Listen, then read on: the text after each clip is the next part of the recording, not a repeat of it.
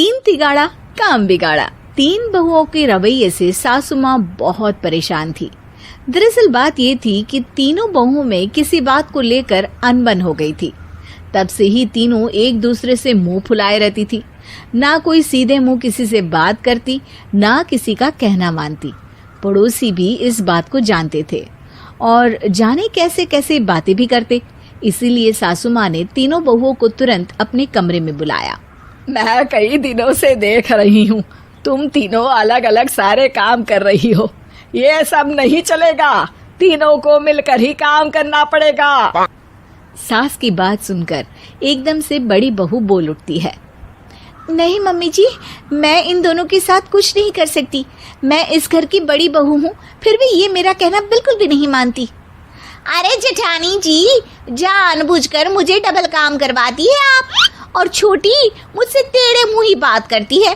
इन दोनों के बीच हमेशा सैंडविच बन जाती है मेरी, और मैं हमेशा आलू की तरह बीच में मसली जाती हूँ। मम्मी जी, इन दोनों को लगता है कि मैं छोटी हूँ तो इनके पैरों तले दब जाऊंगी, लेकिन नहीं, मेरा भी उतना ही अधिकार है जितना इन दोनों का है। बड़ी आई दोनों मेरी चुगली करने के लिए, मुझे क्या कम समझ रखा है। तीनों बहू एक दूसरे से बहस करने लगती है और सास दोबारा ये देखकर टेंशन में आ जाती है और सबसे कहती है, चुप हो जाओ, अब से तुम तीनों सारे काम एक साथ करोगी। आंख बंद करके एक दूसरे की बात सुनोगी। तुम तीनों इस बात को गांठ बांध लो, वरना अगली छुट्टियों में तुम्हारा अपना मायके जाना कैंसिल। सास की बातें सुनकर डर के मारे तीनों हामी भर देती हैं। जी मम्मी जी, मैं समझ गई। हाँ मम्मी जी, जैसा आप कहें। आप जो कहेंगी मैं वही करूंगी। तीनों बहू सास की बात को गांठ बांध लेती है और वादा करती है कि अब से सारे काम वो तीनों एक साथ मिलकर ही करेंगी। ये सब देखकर सास खुश हो जाती है और वहां से चली जाती है। नीचे जाकर वो देखती है कि घर में शर्मा जी आए हुए होते हैं। सास जोर से आवाज लगाकर कहती है, अरे बहू, जरा चाय बनाकर तो लाना, शर्मा जी आए हैं। सास की बात सुनकर तीनों बहू तुरंत किचन की ओर भागती है और चाय बनाना शुरू कर देती है। मुझे तो एकदम मसाले वाली कड़क चाय पसंद है, तो हम शर्मा जी के लिए मसाले वाली चाय ही बनाएंगे। अरे नहीं दीदी, गर्मी के मौसम में मसाला चाय कौन पीता है? मैं तो शर्मा जी के लिए इलायची वाली चाय ही बनाऊंगी। ये कैसी बात कर रही हैं आप दोनों? मेरी मम्मी ने सिखाया है कि मेहमान को ज्यादा दूध और शक्कर वाली चाय देनी चाहिए, वरना वो घर वालों को कंजूस समझते हैं। तो मैं तो शर्मा जी को ऐसी ही चाय दूंगी। तीनों बहुएं अपने अपने तरीके से चाय में शक्कर, मसाला, पत्ती सब डाल देती है। उबलने के बाद तीनों मिलकर चाय बाहर लेकर जाती है और शर्मा जी और सासू माँ को देती हैं। चाय पीने के बाद शर्मा जी सासू माँ को देखकर शर्मा जाते हैं और शर्मिंदा महसूस करते हैं कि आखिर उन्होंने चाय पीने के लिए हामी क्यों भरी। सासू माँ भी चाय पीना शुरू करती है और कहती हैं, अरे बहू, ये कैसी चाय बनाई है? चाय है या मीठे दूध की बासुंदी? हाँ, चाय अच्छी नहीं लगी क्या? कोई बात नहीं, हम पराठा बनाकर लाते हैं। चलो चलो अंदर। हाँ चलो। हाँ, आती हूँ मैं भी। नहीं नहीं, मेरा पेट चाय ने ही चौपट कर दिया, वही काफी है। पराठे से पोपट नहीं करवाना, मैं तो चलता हूँ। शर्मा जी चुपचाप पतली गली से निकल जाते हैं। अगले दिन सास बहुओं से कहती है, अरे बहू, जाओ जाके ऊपर के गेस्ट हाउस की सफाई कर दो। कल हमारे यहाँ मेरे दूर के रिश्तेदार आने वाले हैं, तो पूरे कमरे को चमका देना, समझी? तीनों बहू सास की बात को मानकर ऊपर सफाई करने चली जाती हैं और तीनों कमरे की सफाई चालू कर देती है। बड़ी बहू मकड़ी के जाले साफ करती है, तो बीच वाली झाड़ू लगाना और छोटी वाली सर्फ डालकर जमीन धोना शुरू कर देती है। अरे दीदी, जेठानी जी, अभी मैंने पूरी फर्श धोई और आप फिर से धूल नीचे गिरा रही हैं। और मछली जेठानी जी, आप बिना झाड़ू की धूल यहाँ छटक रही हैं। अरे तीनों को साफ करना है, एक साथ सफाई करते हैं ना। अरे वही तो, हम साथ साथ हैं, घर साफ साफ है। तीनों बहू ऐसे ही काम में उलझ जाती है और 2 घंटे तक एक ही कमरे की सफाई करती रहती है। बहुत देर से अपनी बहुओं को ना देखने के कारण सास ऊपर कमरे में उन्हें देखने जाती है, लेकिन कमरे में घुसती ही वो गीली फर्श पर फिसलने के कारण नीचे गिर जाती है। ओरी मोरी मैया, हड्डी मरोड़ के रख दी। आए मेरी तो कमर ही टूट गई रे। तीनों बहुएं सास को उठाती हैं और बिस्तर पर सुला देती है। अरे मेरे हाथ पैर दर्द कर रहे हैं, दबा दो, आराम मिलेगा। हाँ जी माँ जी। अरे जी माँ जी, जी माँ जी। और तीनों बहुएं एक साथ सास के हाथ को दबाना शुरू कर देती हैं। माँ की तो चीख ही निकल जाती है और नतीजा ये होता है कि सास के बचे हुए शरीर में भी दर्द उठ जाता है। हाय राम, ये क्या कर दिया तुम तीनों ने। अरे मेरी तो किस्मत ही फूटी है कि तुम जैसी बहुएं मुझे मिली। हे भगवान, पूरे शरीर में दर्द बढ़ गया है। अब तो पता नहीं कि चल भी पाऊंगी या नहीं। माफ करो, मुझे गलती हो गई मुझसे कि तुम तीनों को एक साथ काम करने के लिए बोला। सोचा था तीनों मिलके अच्छे से काम करेगी, लेकिन बड़े बुजुर्ग सही कहते थे कि 3 तिगाड़ा काम बिगाड़ा। तुम लोगों ने ये बात ना आज साबित करके दिखा दी। तुम तीनों को तो समझाना यानी मानो भैंस के आगे भी न बजाना है। तुम्हें अकेले अकेले काम करना है ना, तो अब से तुम अकेले ही अपना अपना काम करो। तीनों बहुएं वहां से जाने लगती है। अरे कहाँ जा रही हो? आप ही ने तो कहा कि अपना अपना काम करो, तो मुझे मुल्तानी मिट्टी लगानी है। अरे मुझे भी तो नेल पॉलिश लगानी है, मुझे ना मेहंदी लगानी है। सास अपना सर पीट लेती है और कहती है, अरे मुझे भी लगाना है कुछ। क्या माँ जी? क्या माँ जी? क्या माँ जी? तुम्हारे घर वालों को फोन तुम्हारी हरकतें बताने के लिए।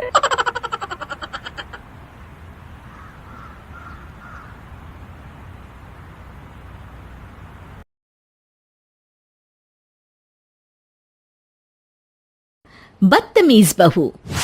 सभ्यता से भरपूर शास्त्री परिवार की इकलौती बेटी मोहिनी को बचपन में ही पढ़ाई के लिए विदेश भेज देते हैं, जहां से वो सालों बाद ग्रेजुएशन पूरी करके इंडिया वापस आती है, जो अब संस्कार, सभ्यता, संस्कृति जैसी चीजों से कोसों दूर होती है। एक सुबह मोहिनी शॉर्ट ड्रेस पहने, कानों में हेडफोन लगाए जोर जोर से इंग्लिश गाने गाती हुई घर में घूम रही होती है। सुबह सुबह भगवान का नाम लेते हैं, राक्षसों की तरह चिल्लाते नहीं। पॉप्स, आपको अच्छे गाने की बिल्कुल समझ नहीं है, so take a chill pill. अरे मोहिनी, पापा से ऐसे बात करते हैं क्या? सारी तमीज भूल गई हो। ओह मॉम प्लीज, इतनी बड़ी भी कोई बात नहीं हुई, सो डोंट ओवर रिएक्ट। ऐसे ही दिन बीतते हैं जिसमें मोहिनी के तौर तरीके, रहने और बात करने का ढंग उसकी मम्मी पापा को परेशान करने लगता है। भला कोई मानेगा कि ये मेरी बेटी है? रीति रिवाज और संस्कारों से तो इसका दूर दूर तक कोई नाता नहीं, और अब तो लगता भी नहीं कि कभी होगा। अरे ऐसे कैसे नहीं होगा? लड़कियां सारे नखरे अपने माँ बाप को ही दिखाती है। ससुराल जाकर उन्हें सब कुछ करना भी पड़ता है और मानना भी। पत्नी की बात शास्त्री जी समझ जाते हैं और कुछ ही दिनों में अपने से भी ज्यादा धार्मिक परिवार में निखिल के साथ मोहिनी का रिश्ता पक्का कर देते हैं। रिश्ता तो पक्का कर दिया, पर यहाँ मोहिनी को कैसे मनाएंगे? शादी ब्याह के मामले में आटे में नमक जितना झूठ तो चलता है जी। इसी तरह एक के बाद एक तिकड़म लगाते हुए दोनों मिलकर मोहिनी को शादी के लिए तैयार कर लेते हैं और मोहिनी निखिल की शादी हो जाती है, जिसके अगले दिन से ही मोहिनी दोबारा अपने पूरे अवतार में शॉर्ट ड्रेस पहनकर घर में घूमने लगती है। बहू को ऐसे देख सास की आंखें फटी की फटी रह जाती हैं। अरे ये क्या बेशर्मी है, हमारे घर की लड़कियां जींस तक नहीं पहनती और तुम बहू होकर इतने छोटे कपड़े पहनकर पूरे घर में घूम रही हो। सीरियसली मॉम, प्लीज आप अपनी इस 80 के दशक वाली सोच में मुझे इंक्लूड मत करो। हाय तौबा, एक तो बेशर्मी दिखाती है, ऊपर से सास के साथ जुबान भी लड़ाती है। अरे जल्दी कपड़े बदल कर आ, घर की पहली आरती तुम्हें ही करनी है। इतनी देर में निखिल भी वहां आ जाता है। माँ पापा आने वाले हैं, पूजा का सारा सामान तैयार है ना? ये पूजा हमेशा मेरे बॉयफ्रेंड्स के पीछे पड़ी रहती थी और अब हस्बैंड के पीछे भी आ गई। मोहिनी की बातें सुन सास तो अपना सिर पकड़ लेती है, लेकिन निखिल किसी न किसी तरह उसे पूजा के लिए कन्विंस करके कपड़े चेंज करने के लिए भेज देता है, जिस पर पूजा खत्म होने के बाद वो एक बार फिर अपनी शॉर्ट ड्रेस में आ जाती है। बहू, ये क्या तरीका है? संस्कार नाम की कोई चीज है या नहीं? नहीं ससुर जी, संस्कार मेरा दूसरा बॉयफ्रेंड था, अब तो मेरा उससे कोई कांटेक्ट नहीं है। मोहिनी का जवाब सुन के ससुर तो भगवान नाम जपते वहां से चले जाते हैं, लेकिन सास बहू के बीच कहासुनी फिर शुरू हो जाती है, जिसे इग्नोर करते हुए मोहिनी घर से बाहर चली जाती है और देर रात घर वापस आती है। मोहिनी, मैं जानता हूँ कि तुम विदेश में रही हो और तुम्हें वहीं की आदत है, पर यहाँ चीजें कुछ अलग है। अगर तुम उस हिसाब से कुछ एडजस्ट कर लो तो सबके लिए सही हो जाएगा। I am not in a lecture mood. Good night. अगली सुबह मोहिनी देर से उठकर एक बार फिर उसी तरह सबके सामने आती है, जिस पर उसकी सास कुछ बोले उससे पहले ही मोहिनी की दोस्त मोनिका और रेचल वहां आ जाती हैं। Oh hi darling, how are you? OMG, we missed you so much. I missed you too darling. Ram Ram, इन्होंने तो तुमसे भी छोटे कपड़े पहने हैं। अरे तुम लोगों के अंदर कोई शर्म लिहाज बाकी भी है या सब बेच खाई? मोहिनी, तुम्हारी मेड कुछ ज्यादा नहीं बोलती? इस पर मोहिनी की दोस्त उसकी सास का मजाक बनाने लगती है, जिसे सुन निखिल उन्हें जवाब देते हुए कड़वे शब्द सुना देता है और वो सुन के वो दोनों तो मुंह बनाए वहां से चली जाती है, लेकिन गुस्से से लाल मोहिनी वहीं खड़ी निखिल को घूरती रहती है। घूर क्या रही हो? तुमसे शादी की ये सोचकर कि विदेश में पढ़ी लिखी हो, घर में कोई पॉजिटिव चेंज लाओगी, अपनी करियर के लिए एम्बिशियस होगी, पर अपने इस बिहेवियर से उस पढ़ाई के साथ साथ अपने मम्मी पापा के नाम को भी डुबो रही हो। अगर तुम्हें ऐसे ही हाल रखने हैं तो यहाँ रहने की कोई जरूरत नहीं है। निखिल की बातें सुनकर मोहिनी रोते हुए घर छोड़कर अपनी मम्मी पापा के पास वापस आ जाती है। ससुराल में सब कुछ ठीक तो है? वो अपने आप को समझते क्या है? मोहिनी पर चिल्ला रहे हैं? मैं क्यों उसके इशारों पर चलूं? मैं अपनी लाइफ अपने तरीके से जीना चाहती हूँ और वो ना आप लोगों को मंजूर था और ना ही उन्हें है। तुम यहाँ नहीं रह सकती। अपने पापा की बात सुन के मोहिनी हैरान रह जाती है। हाँ, तुमने बिल्कुल सही सुना। अगर तुम्हें अपने इस घमंड, बेशर्मी और बदतमीजी में ही जीना है तो तुम यहाँ भी नहीं रह सकती। बेटी, मैं मानता हूँ हमारे यहाँ रीति रिवाज बहुत मायने रखते हैं और हमने उन्हीं के ओवरडोज से बचाने के लिए तुम्हें विदेश भेजा था। एक लड़की जो शादी करके घर और बच्चे संभालती है, उससे तुम अपने आप को ज्यादा समझ सको इसके लिए भेजा था। तुम उससे ज्यादा समझो और बनो, पर तुम तो किसी दूसरी ही ट्रेन में चढ़ गई बेटा। उसके मम्मी पापा बहुत देर तक मोहिनी को सारी बातें समझाते हैं, जिन्हें सुनकर मोहिनी को अपनी गलती का एहसास होता है। वो जॉब ज्वाइन कर लेती है और ससुराल वापस आकर उन्हें मॉडर्न बनाती है और खुद भी कुछ रिवाज सीखते हुए खुशी से रहने लगती है।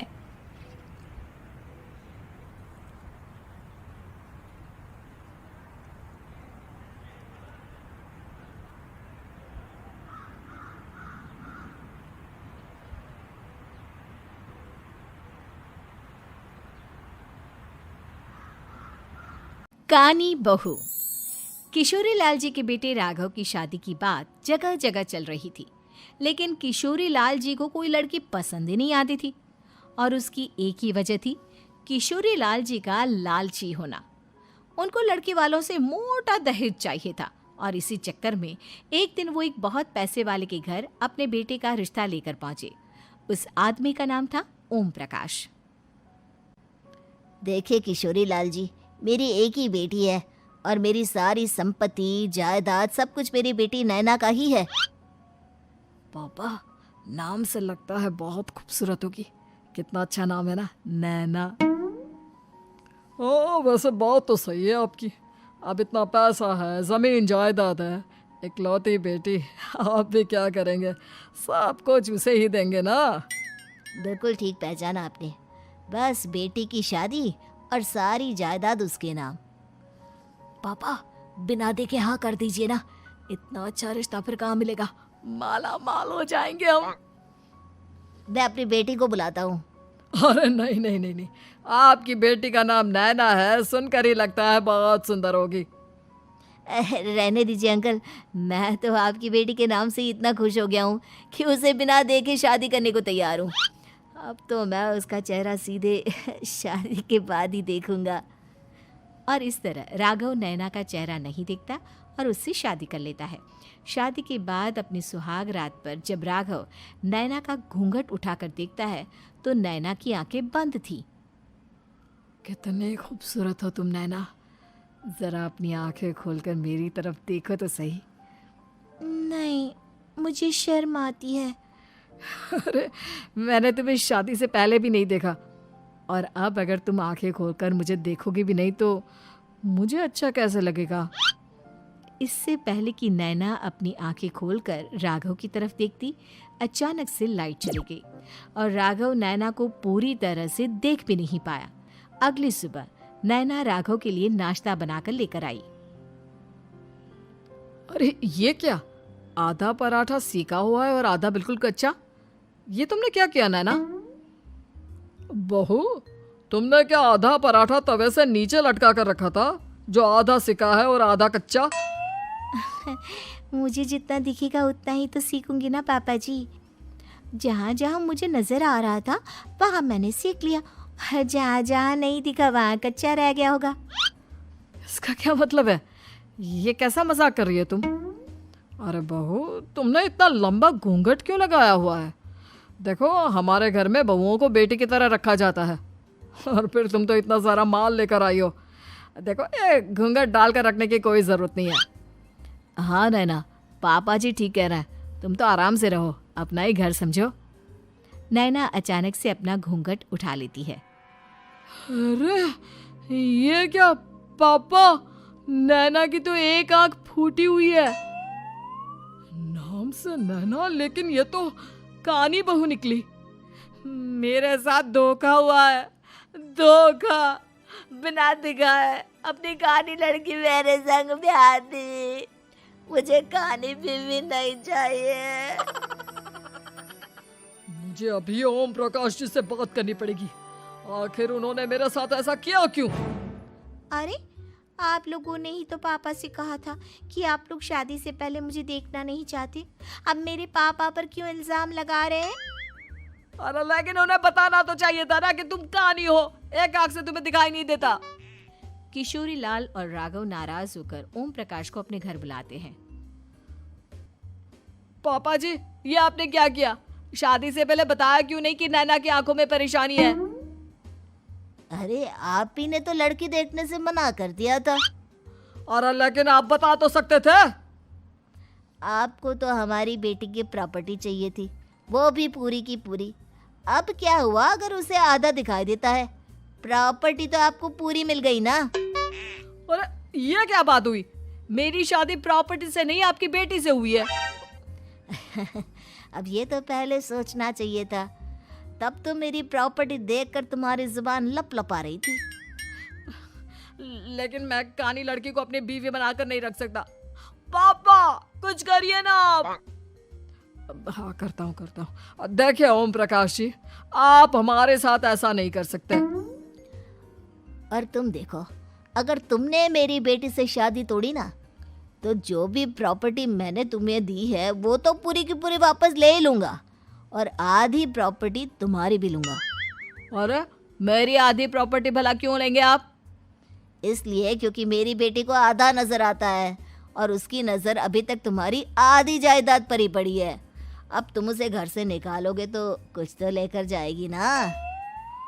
और अगर हम आपकी बेटी को अपने घर की बहू बनाकर रखे तो? तो तुम्हारी पूरी प्रॉपर्टी तुम्हारी ही रहेगी और जो मैंने तुम्हें दिया है ना उसमें से बस मैं आधा लेकर जाऊंगा। अरे लेकिन अब आप अपनी दी हुई प्रॉपर्टी में से आधी वापस क्यों लेकर जाएंगे? अगर मैं आपकी बेटी को अपनी पत्नी बनाकर रखने को तैयार हूं तो? इसलिए ताकि भविष्य में अगर तुम मेरी बेटी को धोखा दो तो उसके पास कुछ तो रहे जो पति का हो। वैसे मेरे पास तो बहुत कुछ है, लेकिन अपने पति की कोई निशानी तो उसके पास होनी चाहिए ना। अब अगर तुमने मेरी बेटी को कानी कहा तो तुम्हें प्रॉपर्टी भी कानी ही मिलेगी, पूरी नहीं। जमाए राजा। किशोरी लाल और राघव समझ चुके थे कि वो बुरी तरह फंस चुके हैं और अब उनके पास वहां से निकलने का कोई चारा नहीं है। अब समझ में आया ना, लालच बुरी बला होती है। एक तो तुम्हें प्रॉपर्टी मिली, ऊपर से बीवी मिली, उसमें तुम्हें नखरे भी दिखाने हैं। आए बड़े, चुपचाप बैठो दोनों। कुछ दिनों के बाद नैना राघव की कार लेकर बाजार घूमने निकलती है और जब कार लेकर वापस आती है, ये क्या? एक तरफ से मेरी गाड़ी पूरी खराब हो चुकी है। लगता है तुमने मेरी गाड़ी को किसी दूसरी गाड़ी के साथ एक्सीडेंट किया है। अरे अरे कितना बड़ा नुकसान कर दिया तुमने बहू। वो क्या है ना पापा जी, मुझे एक आंख से दिखाई नहीं दे रहा था, सामने से गाड़ी आ रही थी। मुझे तो सिर्फ आधा ही दिखाई दिया और वो गाड़ी मेरी कार से रगड़ते हुए निकल गई। अब मैं क्या करूं बताओ? आप इसे ठीक कराने के पैसे कौन देगा? तुम्हारे पापा। तुमने मुझसे इस तरह से बात की? अभी रुको। नैना राघव की शिकायत ओम प्रकाश को कर देती है। देखो राघव, अब जो मेरी आधी प्रॉपर्टी तुम्हारे पास थी ना उसमें से आधी और मैं लेकर जाऊंगा, क्योंकि तुमने मेरी बेटी को डांटा। अरे नहीं पापा जी, गलती हो गई, माफ कर दो। गलती की तो कोई गुंजाइश ही नहीं। अगली बार मेरी बेटी को डांटा तो बची हुई आधी में से आधी और ले जाऊंगा। लालच के चक्कर में हम दोनों ने बहुत बड़ी गलती कर दी बेटा। एक तो तुम्हें कानी बहू मिली और ऊपर से जो माल मिला वो भी काना। इस तरह राघव की हर एक गलती पर ओम प्रकाश उसकी प्रॉपर्टी का आधा आधा हिस्सा लेकर अपना सारा माल वापस ले गया और राघव को कानी बीवी से काम चलाना पड़ा। भाई लालच वाकई में बुरी बला है।